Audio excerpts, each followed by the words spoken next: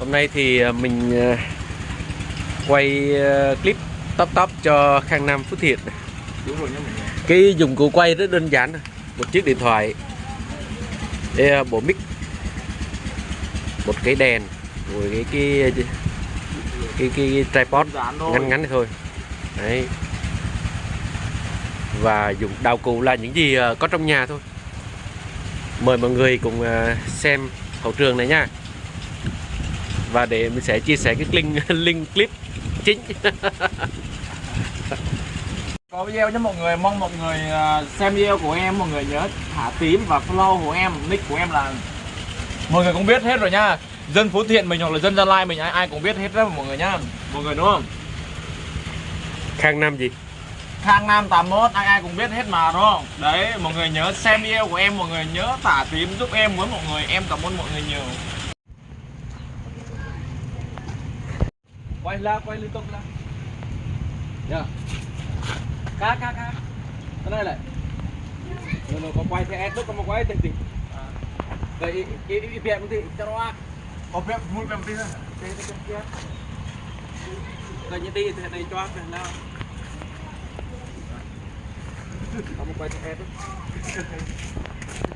Có quay thì vai. Có việc làm đó đấy. Một tí. 1, 2, 3. Một đi thế này ôm mà thế này lên. Mà thế này. Có quay thế ép nó sầm cái gì mà thế này không? Ok. 1, 2, 3.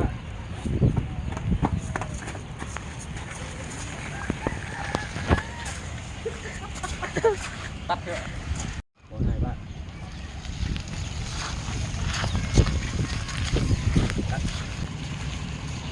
Đi đến đây.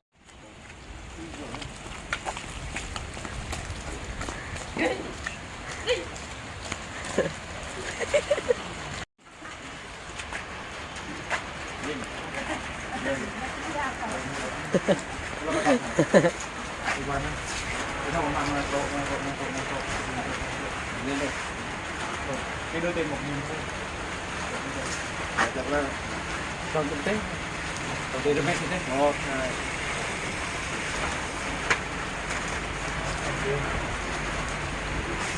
Đi ơi.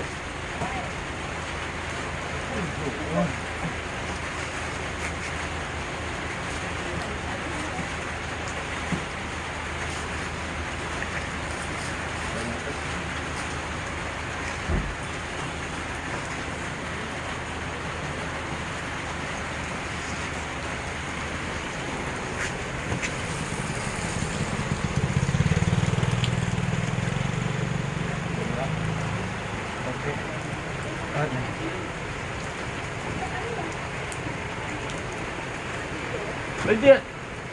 Lấy tiền.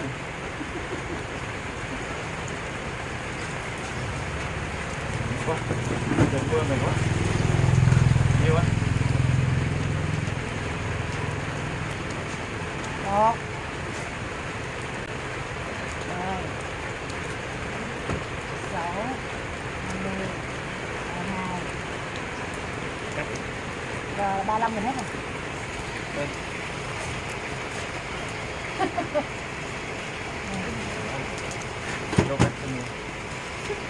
Sụp lực á.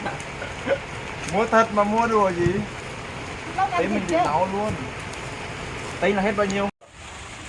Rỗng nữa.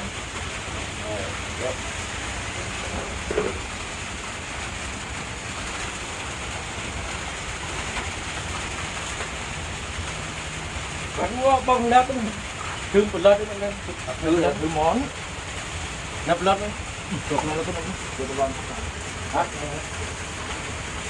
rồi vào đấy thôi thôi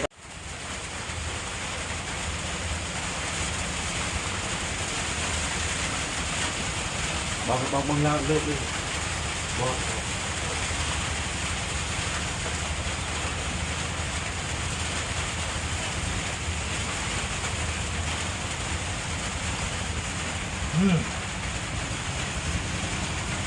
bọc cỏ can mọi người.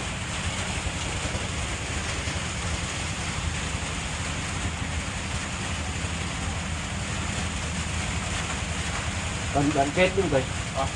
Đoạn kết này.